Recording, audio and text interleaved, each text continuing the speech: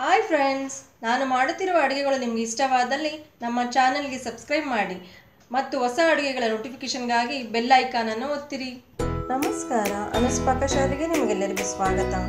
ಇಂದು ನಾನು bread omelette ಹೇಗೆ ಮಾಡೋದು ನಿಮ್ಗೆ ತೋರಿಸ್ಕೊಡ್ತಾ ಇದ್ದೀನಿ. ಅದನ್ನು ಹೇಗೆ ಮಾಡೋದು, ಅದಕ್ಕೆ ಬೇಕಾಗಿರೋ ಪದಾರ್ಥ ಅಂತ ನಾನು ಬ್ರೆಡ್ ಆಮ್ಲೆಟ್ ಮಾಡ್ಕೊಳ್ಳೋದಕ್ಕೆ ನಾನು ಇಲ್ಲಿ 2 ಪೀಸ್ ಬ್ರೆಡ್ ತೊಗೊಂಡಿದ್ದೀನಿ. ನಾನು ವೈಟ್ ಬ್ರೆಡ್ ತೊಗೊಂಡಿದ್ದೀನಿ, ಅಥವಾ ನೀವು ಬ್ರೌನ್ ಬ್ರೆಡ್ ಬೇಕಾದರೆ ಯೂಸ್ ಮಾಡ್ಬೋದು. ಹಾಗೆ ನಾನು 2 ಮೊಟ್ಟೆ ತೊಗೊಂಡಿದ್ದೀನಿ. 2 ಬ್ರೆಡ್ ಆಮ್ಲೆಟ್ ಮಾಡ್ತಾ ಇದ್ದೀನಿ. ಹಾಗೆ ನಾನು ಒಂದು 2 ಚಮಚದಷ್ಟು ಈರುಳ್ಳಿ ಸಣ್ಣದಾಗಿ ಕಟ್ ಮಾಡ್ಕೊಳ್ಳಿ. ಹಾಗೆ ಕೊತ್ತಂಬರಿ ಸೊಪ್ಪು ಅದು ಸಹ ಸಣ್ಣದಾಗಿ ಕಟ್ ಮಾಡಿದ್ದೀನಿ. 1-2 ಹಸಿಮೆಣಸಿನ್ಕಾಯಿ ಅದು ಸಹ ಸಣ್ಣದಾಗಿ ಕಟ್ ಮಾಡ್ಕೊಂಡಿದ್ದೀನಿ. ಹಾಗೆ ಒಂದು ಅರ್ಧ ಟೀ ಚಮಚದಷ್ಟು ಪೆಪ್ಪರ್ ಪೌಡ್ರು, ಕಾಳು ಮೆಣಸಿನ ಪುಡಿ.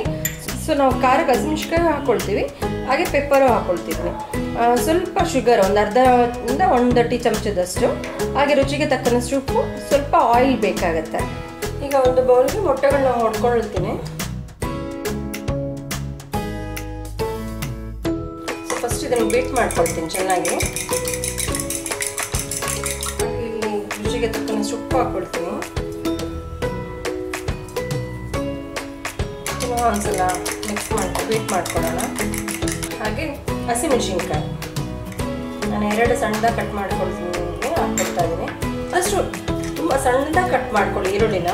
ಹಾಗೆ ಆ್ಯಕ್ಚುಲಿ ಆಮ್ಲೆಟ್ಗಳಿಗೆ ನೀವು ಯಾವುದೇ ಒಂದು ಎಗ್ ಐಟಮ್ ಮಾಡಿದಾಗ ಪೆಪ್ಪರ್ ಪೌಡರ್ ಹಾಕಿದ್ರೆ ಒಂದು ಇವನ್ ಅದು ಗ್ಯಾಸ್ ಅಲ್ಲ, ಸೊ ಅದು ಹೊಡೆಯುತ್ತೆ ಮತ್ತು ಇನ್ನೊಂದು ಎಕ್ಸ್ಟ್ರಾ ಟೇಸ್ಟ್ ಕೊಡೋದು. ಅದಕ್ಕೋಸ್ಕರ ಒಂದು ಅರ್ಧ ಚಮಚದಷ್ಟು ಹಾಕ್ಕೊಳ್ತೀನಿ.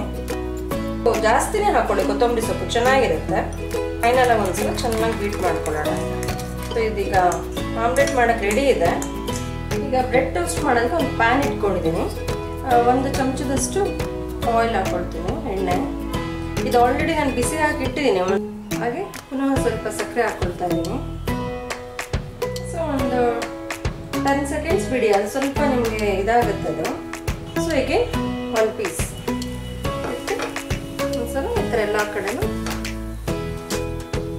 ಸೊ ನೋಡಿ ಈಗ ಆಗಿದೆ. ಸೊ ಈಗ ತೆಗೆದಿಟ್ಕೊಳ್ತೀನಿ, ಇನ್ನೊಂದು ಕಡೆ ಮಾಡ್ಕೊಳ್ತೀನಿ.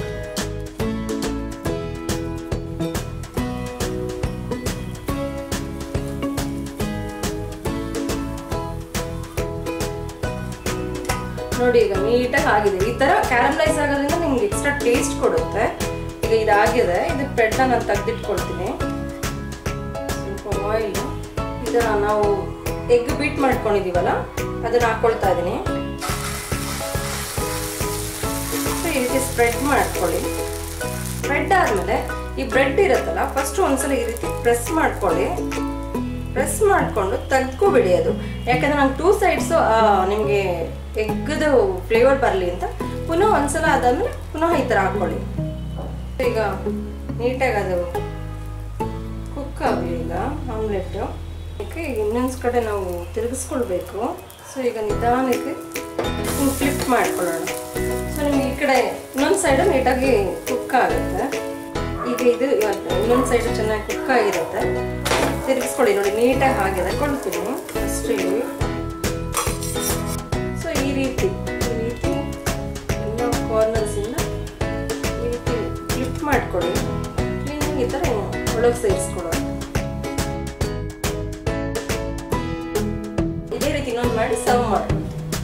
ಈಗ ಬ್ರೆಡ್ ಆಮ್ಲೆಟ್ ರೆಡಿ ಆಗಿದೆ. ತುಂಬ ಚೆನ್ನಾಗಿರುತ್ತೆ. ಈವನ್ ಮಕ್ಕಳು ಸ್ಕೂಲಿಂದ ಬಂದಾಗ ಅಥವಾ ಬೆಳಿಗ್ಗೆ ಬ್ರೇಕ್ಫಾಸ್ಟ್ಗೆ ಸೊ ಮಾಡ್ಕೊಡ್ಬೋದು. ರುಚಿಯಾಗಿರುತ್ತೆ. ಮೇನ್ ಥಿಂಗ್ ಅದು ಬ್ರೆಡ್ ಕ್ಯಾರಮಲೈಸ್ ಆಗಿರೋದ್ರಿಂದ ನಿಮ್ಗೆ ಇನ್ನೊಂದು ಎಕ್ಸ್ಟ್ರಾ ಟೇಸ್ಟ್ ಕೊಡುತ್ತೆ. ಟ್ರೈ ಮಾಡಿ ನೋಡಿ. ಸೊ ಈವನ್ ನಾವು ಮಕ್ಕಳಿಗೆ ಬಾಕ್ಸ್ಗೂ ಹಾಕಿ ಕಳಿಸ್ಬೋದು, ಸ್ನ್ಯಾಕ್ಸ್ಗಾಗಿ. ಸೊ ಟೇಸ್ಟಿ ಆಗಿರುತ್ತೆ. ಟ್ರೈ ಮಾಡಿ ನೋಡಿ. ಹಾಗೆ ನಾನು ಮಾಡಿರೋವಂಥ ವಿಡಿಯೋ ನಿಮ್ಗೆ ಇಷ್ಟ ಆದರೆ ಈ ವಿಡಿಯೋನ ಲೈಕ್ ಮಾಡಿ, ಶೇರ್ ಮಾಡಿ, ಹಾಗೆ ನಮ್ಮ ಚಾನಲ್ಗೆ ಸಬ್ಸ್ಕ್ರೈಬ್ ಮಾಡಿ. Thank you.